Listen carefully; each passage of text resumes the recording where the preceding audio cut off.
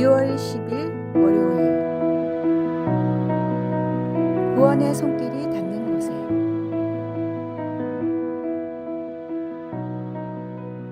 깊은 산속 절벽 근처에 한 젊은 수도자가 살았습니다. 그는 매일 새벽 절벽 끝에 서서 해가 떠오르는 모습을 바라보며 기도했습니다. 어느 날 그는 절벽 아래에서 도움을 청하는 소리를 들었습니다. 한 등산객이 절벽 아래 좁은 바위 틈에 갇혀 있었습니다. 수도자는 즉시 긴 밧줄을 가져와 한쪽 끝을 단단한 나무에 묶고 다른 쪽을 등산객에게 던졌습니다.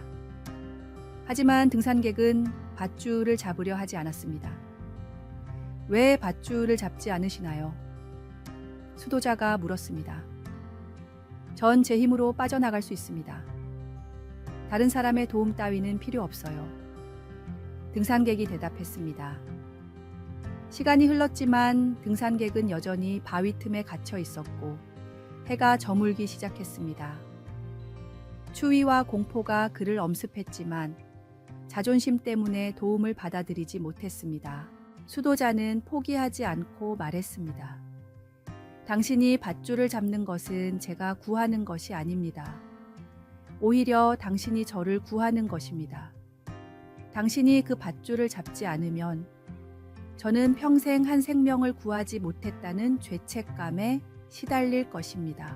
이 말을 들은 등산객은 잠시 침묵하다가 마침내 밧줄을 붙잡았습니다. 수도자의 도움으로 그는 안전하게 절벽 위로 올라올 수 있었습니다. 구조된 후 등산객은 수도자에게 물었습니다. 어떻게 제 마음을 열게 만들었나요? 수도자는 미소를 지으며 답했습니다. 진정한 구원은 주는 사람과 받는 사람이 따로 없습니다. 우리는 모두 서로를 구원하는 존재입니다. 당신의 자존심을 지키려다가 오히려 제 영혼을 아프게 할 뻔했듯이 우리의 교만이 때로는 다른 이의 구원까지 가로막을 수 있습니다. 오늘의 말씀. 그가 빛 가운데 계신 것 같이 우리도 빛 가운데 행하면 우리가 서로 사귐이 있고 그 아들 예수의 피가 우리를 모든 죄에서 깨끗하게 하실 것이요. 오늘의 만나. 구원은 멀리 있지 않습니다. 우리가 진심으로 손을 내밀 때 주님의 은혜는 이미 우리 곁에 와 있습니다.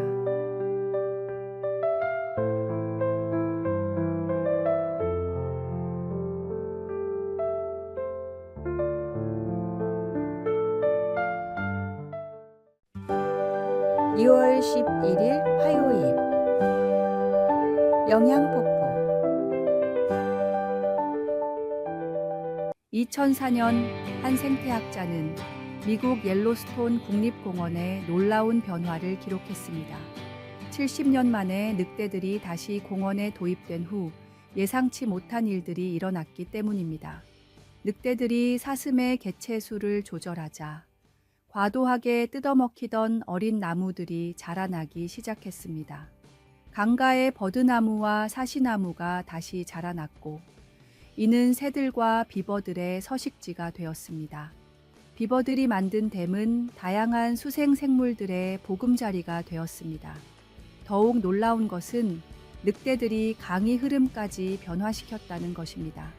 나무들이 자라나 강둑이 단단해지고 비버들의 활동으로 인해 강은 더 구불구불해졌습니다. 이는 물고기들에게 더 좋은 서식지를 제공했습니다. 생태학자는 일지에 이렇게 적었습니다. 우리는 늑대가 사슴을 잡아먹는 포식자라고만 생각했다. 하지만 그들은 숲을 가꾸는 정원사였고 강을 설계하는 엔지니어였다. 자연의 질서 안에서 작은 변화 하나가 이토록 큰 영향을 미칠 수 있다는 것을 누가 알았을까? 이 현상은 생태계에서 영양폭포, 트로픽 캐스케이드라고 불리게 되었고 하나의 종이 전체 생태계에 미치는 영향을 보여주는 대표적인 예시가 되었습니다. 또한 작은 시작이 예상치 못한 긍정적인 변화를 가져올 수 있다는 교훈도 되었습니다. 이후 전 세계 생태학자들은 이를 옐로스톤의 기적이라 부르며 자연 생태계의 복원과 보존에 있어 상호 연결성의 중요함을 강조하게 되었습니다. 때로는 우리가 해로워 보이는 것이 실은 전체의 조화를 위해 꼭 필요한 존재일 수 있는 것입니다. 오늘의 말씀. 작은 일의 날이라고 멸시하는 자가 누구냐? 사람들이 스룹바벨의 손에 다림줄이 있음을 보고 기뻐하리라. 이 일곱은 온 세상에 두루 다니는 여호와의 눈이라 하니라. 오늘의 만나.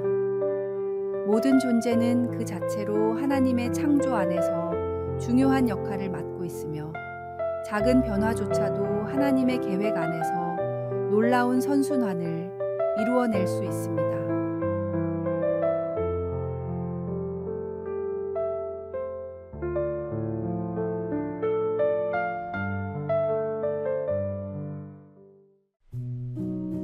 (2월 12일) 수요일. 두 형제의 결단. 옛날 한 마을에 두 형제가 살았습니다. 형은 학자였고 동생은 농부였습니다. 형은 매일 밤늦도록 책을 읽으며 지혜로운 삶에 대해 연구했고, 동생은 이른 새벽부터 밭에 나가 땀 흘려 일했습니다. 어느 날 마을에 큰 가뭄이 찾아왔고, 두 형제는 각자 다른 방식으로 이 시련에 대처했습니다. 형은 고대부터 전해 내려오는 수많은 가뭄 극복 방법들을 연구하며 밤을 새웠습니다. 그는 비를 부르는 의식과 물을 절약하는 방법들을 자세히 기록했고, 마을 사람들에게 그의 연구 결과를 열심히 설명했습니다. 반면 동생은 새벽마다 마른 땅을 더 깊이 파서 수분을 찾았고, 물이 덜 증발하도록 지프로 땅을 덮었으며 가뭄에 강한 작물로 바꾸어 심었습니다. 시간이 흘러 추수의 계절이 되었을 때 형의 밭은 메말라 있었지만 동생의 밭은 푸르게 자란 작물로 가득했습니다. 이를 본 마을의 현자가 말했습니다. 지혜로운 말씀을 아는 것은 귀한 일이지만 그것을 실천하지 않는다면 메마른 땅과 다를 바 없네. 반면 배움은 적지만 행동하는 자는 거친 땅에서도 열매를 맺을 수 있다네. 진정한 지혜는 행함에 있는 것이니라. 이 이야기는 많이 알고 있다는 것보다 적게 알더라도 실천하는 것이 더 중요하다는 교훈을 전하고 있습니다. 야고보서의 말씀처럼 말씀을 행하는 자가 되고 듣기만 하여 자신을 속이는 자가 되지 말라는 진리를 보여주는 것입니다. 오늘의 말씀. 너희는 말씀을 행하는 자가 되고 듣기만 하여 자신을 속이는 자가 되지 말라. 오늘의 만나. 지혜는 머리로 배우는 것이 아니라 손과 발로 실천할 때 열매를 맺습니다. 배움보다 중요한 것은 그것을 행동으로 옮기는 용기입니다.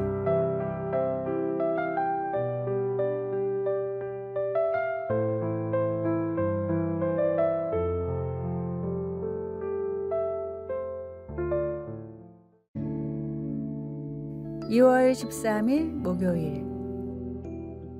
동전 속에 비친 비밀.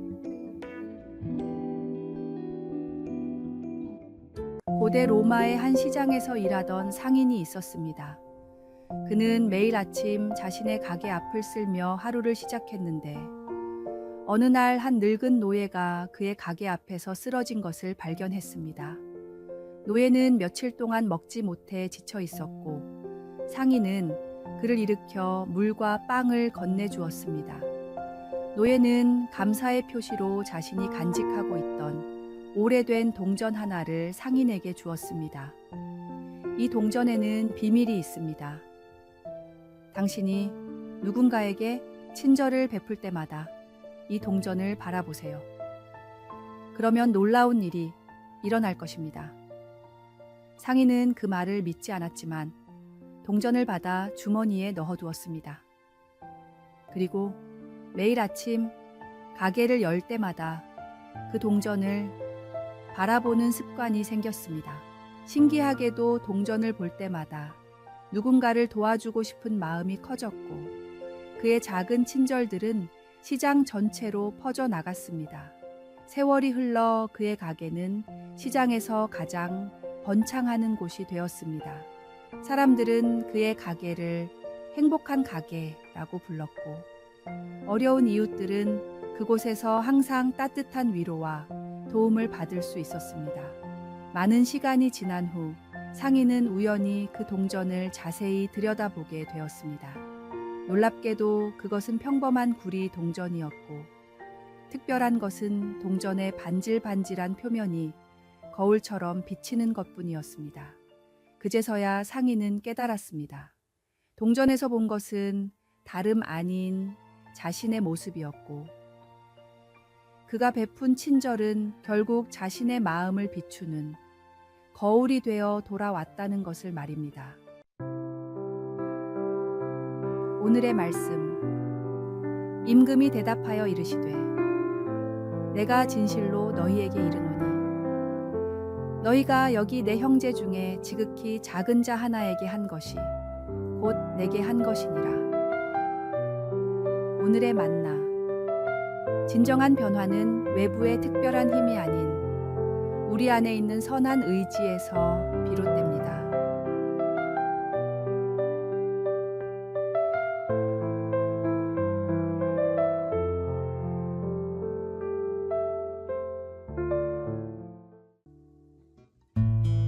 (2월 14일) 금요일 씨앗의 여행. 어느 봄날 바람을 타고 날아온 3개의 씨앗이 있었습니다. 첫 번째 씨앗은 스스로를 장미라고 확신했고 2번째 씨앗은 자신이 소나무라 믿었으며 3번째 씨앗은 자신의 정체를 알지 못했습니다. 첫 번째 씨앗은 화려한 정원에 떨어졌습니다. 이곳이야말로 나에게 완벽한 곳이야. 그러나 시간이 지나도 씨앗은 장미가 되지 못했고 정원사는 그를 뽑아버렸습니다. 2번째 씨앗은 깊은 산 속에 떨어졌습니다. 드디어 나의 꿈을 이룰 수 있어. 하지만 그도 소나무가 되지 못했고 바람에 날려갔습니다. 3번째 씨앗은 길가에 떨어졌습니다. 자신이 무엇이 될지 몰랐지만 그저 성실히 자라났습니다. 비가 오면 비를 맞았고 해가 뜨면 햇살을 받았습니다. 때로는 발에 밟히기도 했지만 그때마다 더욱 단단해졌습니다. 어느덧 세월이 흘러 그 씨앗은 아름다운 민들레가 되었습니다. 노란 꽃을 피우고 하얀 씨앗을 결실했습니다. 지나가는 사람들은 그 꽃을 보며 미소 지었고 아이들은 그의 씨앗을 불어 소원을 빌었습니다. 새로운 씨앗들은 바람을 타고 더 멀리 날아가 또 다른 희망이 되었습니다. 민들레는 이제 알게 되었습니다. 진정한 소명은 자신이 선택하는 것이 아니라 이미 자신 안에 심어진 본질이 자라나는 것임을 말입니다. 그저 신실하게 자라나는 동안 하나님은 그의 삶을 통해 더 아름다운 이야기를 써내고 계셨습니다. 오늘의 말씀. 우리가 선을 행하되 낙심하지 말지니 포기하지 아니하면 때가 이름에 거두리라. 오늘의 만나. 우리의 꿈은 때로 예상치 못한 곳에서 꽃 피우기도 합니다. 그 과정을 신뢰하며 기다리는 것 또한 하나님이 주신 지혜입니다.